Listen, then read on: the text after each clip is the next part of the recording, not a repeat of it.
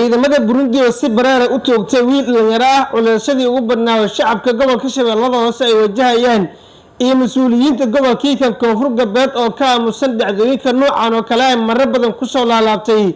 deegaanada degmooyinka dadsan gobolkaasi xogihii ugu dambeeyay daawadaya muuqaalka kugu soo koobay hadii muuqaalku ku soo gaaro si sheegaray saaxiibada Muuse Barlakan waa Bartama TV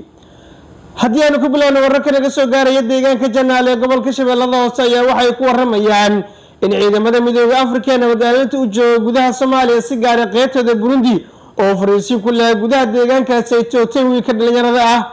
toogashada wiilka dhalinyarada loo geystay ayaa si la sheegay waxay ka dambeysay kadib markii uu ka yimid dhanka beeraha isagoo ku sii jeeday gurigiisa balse sektor ka mid ah ciidamada midowga Afrika gaar ah qaybtooda wadanka Burundi ee fariisiin ku leh deegaanka Janaale gobolka Shabeellada Hoose ayaa si la sheegay si baraare u toogtay wiilka dhalinyarada ah kaasoo dadka deegaanka magaciisa ay ku soo koobeen Carab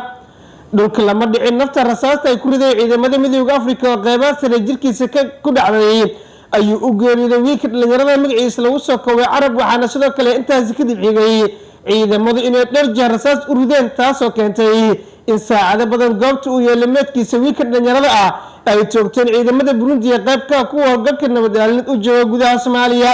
saacada kadib ayaa Carab la xaqiijiyay in laga qaaday meedkiisa goobta waxaana xilligan aas loogu sameeyay qayb ka mid ah deegaanka Janaale iyadoo ilaa iminka aan jirin wax waro ka soo baxay maamulka deegaanka Janaale iyo sidoo kale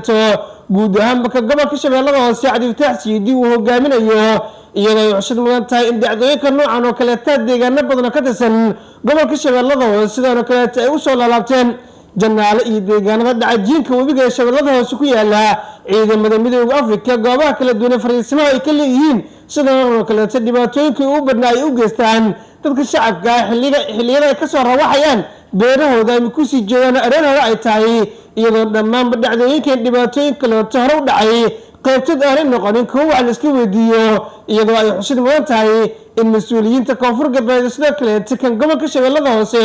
oo xubno kala duwan ay xil kala duwan marar badan ka soo qabtaan aanay marnaba wax iska weydiinin dhiigga sida macna darada ay u daadinayaan ciidamada midowga Afrika